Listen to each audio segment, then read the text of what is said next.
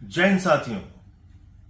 कई बार जब इस देश में कोई मुद्दा, आम आदमी की जिंदगी से जुड़ा हुआ मुद्दा, नौजवानों की जिंदगी से जुड़ा हुआ मुद्दा सत्ता तक पहुंचने की कोशिश करता है, उसी समय कोई ना कोई एक नया विवाद देश के अंदर खड़ा कर दिया जाता है। और यह बहुत सुनियोजित तरीके से होता है, बहुत साजिश के तहत होता है। और ऐसे एक नहीं, अनेक उदाहरण आपको मिल जाएंगे। पिछले कई सालों से हम लोग देख रहे हैं, धर्म आस्था का प्रतीक नहीं रह गया। धर्म भगवान के प्रति श्रद्धा अपनी जताने का प्रतीक नहीं रह गया। धर्म झगड़े के लिए इस्तेमाल हो रहा है, लड़ाई के लिए इस्तेमाल हो रहा है, विवाद के लिए इस्तेमाल हो रहा है। हर त्योहार के पहले हम देखते हैं, ईद आए तो 10 दिन पहले से झगड़ा शुरू कराओ, 10 दिन बाद तक झगड़ा कराने का प्रयास करो। बकरीद आए, 10 दिन पहले झगड़ा शुरू कराने का प्रयास करो, 10 दिन बाद तक झगड़ा शुरू कराने का प्रयास करो।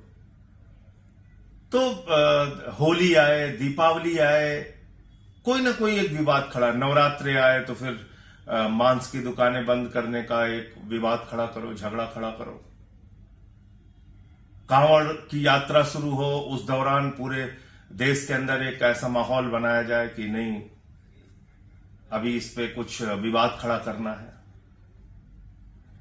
तो ये हम सबको अपने आप से पूछना पड़ेगा, क्या धर्म हमारी आस्था का प्रतीक है, हमारी श्रद्धा का प्रतीक है, भगवान के प्रति हमारी भावनाओं को जताने का प्रतीक है, या झगड़े विवाद का प्रतीक है?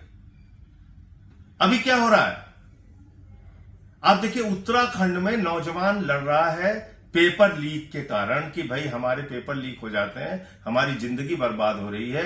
अब ये पेपर लीक का कांड नहीं चलेगा। उत्तर प्रदेश में हमने देखा, सिपाही भर्ती का पेपर लीक, दरोगा भर्ती का पेपर लीक, लेखपाल की भर्ती का पेपर लीक, शिक्षक की भर्ती का पेपर लीक, यहां तक कि पीसीएसजे यानी कि जज की भर्ती का भी पेपर लीक हो गया। एसएससी को लेकर जो बवाल चल रहा था, पूरे देश के नौजवान सड़कों पर थे। लद्दाख में वहां के लोग पूर्ण राज्य की मांग को लेकर अपना आंदोलन कर रहे थे, जिसमें सोनम वांगचुक जी को, जो एक समाज सेवी हैं, प्रख्यात समाज सेवी हैं, उनको एनएसए लगा के गिरफ्तार करके जेल में डाल दिया गया। तो इस बीच हमारे गोदी मीडिया के जो बौद्धिक आतंकवादी हैं और जो हमारी भारतीय जनता पार्टी की नफरती सरकार है, उसको लगा कि ये सब कुछ अगर चलता रहेगा तो फिर हमारा एजेंडा कैसे चलेगा।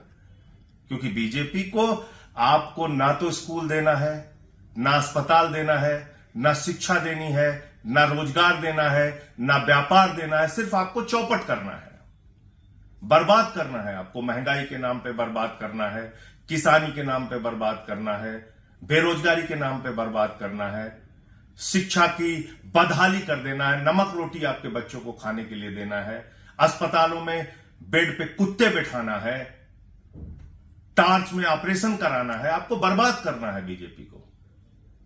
तो इसलिए उनको लगा कि अरे ये तो पेपर लीक के मुद्दे उठ रहे हैं, अब लद्दाख के पूर्ण राज्य का मुद्दा उठ रहा है, एसएससी को लेके नौजवान सड़कों पे आ गया, ये सब कैसे चलेगा, तो कुछ शुरू करो। तो उन्होंने प्लान किया ये, और मैं जिम्मेदारी के साथ ये बात कह रहा हूं, उत्तर प्रदेश में जो माहौल बिगाड़ने का काम धर्म के नाम पे अभी शुरू किया गया है, ये सरकार की गहरी साजिश का हिस्सा है, गहरी साजिश का हिस्सा है। और इसमें पूरे गोदी मीडिया भी आप देखिएगा, जितने बौद्धिक आतंकवादी, गोदी मीडिया के जो नफरती लोग हैं, उनको मैं बौद्धिक आतंकवादी कहता हूं। एक समझदार आतंकवादी जो पूरे देश में नफरत का जहर घोलता है।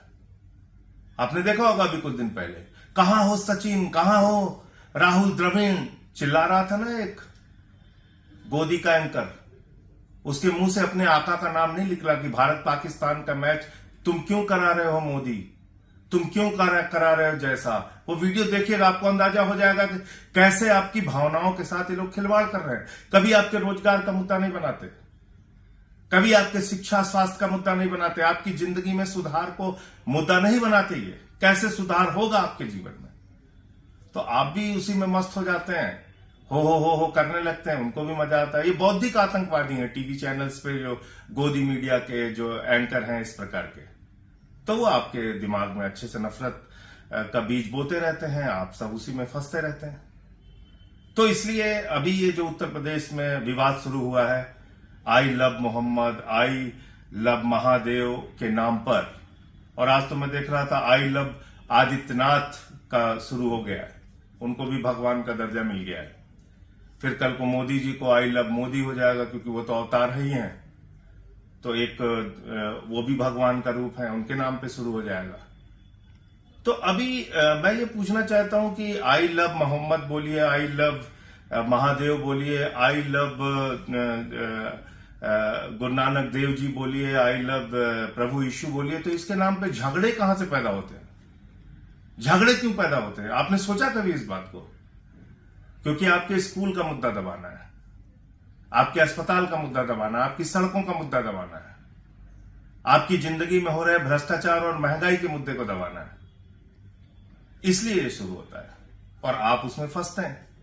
तो ये अब आपको तय करना है, इन झगड़ों में आपको फंसना है या नहीं फंसना है, क्योंकि धर्म आस्था का प्रतीक हो सकता है, लेकिन अगर कुछ अराजक तत्व, चाहे वो मुसलमानों में हो, चाहे वो हिंदुओं में हो, या किसी भी धर्म में हो, या किसी भी जाति में हो, अगर वो समाज का माहौल बिगाड़ने का प्रयास कर रहे हैं और भारतीय जनता पार्टी की सरकार उनके साथ खड़ी हो रही है, तो इसका मतलब ये समझ लीजिए कि आपकी जिंदगी के जुड़े हुए जो मुद्दे हैं उनको दबाने की ये साजिश है, और आपको कभी भी कुछ नहीं मिलेगा। मेरी बात बुरी लगे तो माफ कीजिएगा, ना शिक्षा मिलेगा, ना रोजगार मिलेगा, ना अस्पताल मिलेगा, और ना ही आपकी किसानी की जो समस्या है उसका समाधान होगा, क्योंकि वो जान चुके हैं कि वोट तो आप झगड़े के नाम पे देते हैं, वोट तो आप इन्हीं नफरतों के नाम पे, हिंदू मुसलमान के नाम पे देते हैं। तो उनको भी पता है कि आपके लिए काम क्यों करना है, क्यों आपको रोजगार देना है।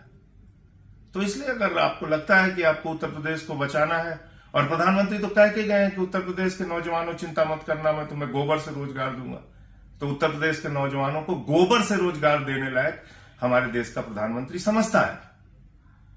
तो अगर आप लोगों को लगता है कि इन्हीं सब मुद्दों से आपकी जिंदगी में सुधार होना है, इन्हीं सब मुद्दों से आपकी जिंदगी में बदलाव होना है, तो आप इन्हीं झगड़ों में शामिल रहिए, आपको मुबारक हो। लेकिन अगर आपको लगता है कि वास्तव में अब इनको रोकने का वक्त आ गया है, इन विवादों से कुछ हल नहीं होना है, और आपकी जिंदगी के जो मुद्दे हैं वो राजनीति के मुद्दे होने चाहिए, वो सामाजिक चेतना के मुद्दे होने चाहिए, वो मुद्दे आपके संघर्ष के होने चाहिए, वो मुद्दे सरकारों को सुनाना होगा, समाधान करना होगा। अगर आपको ऐसा लगता है तो आगे बढ़िए, आवाज उठाइए और इन झगड़ों से अपने आप को बचाइए। जय हिंद।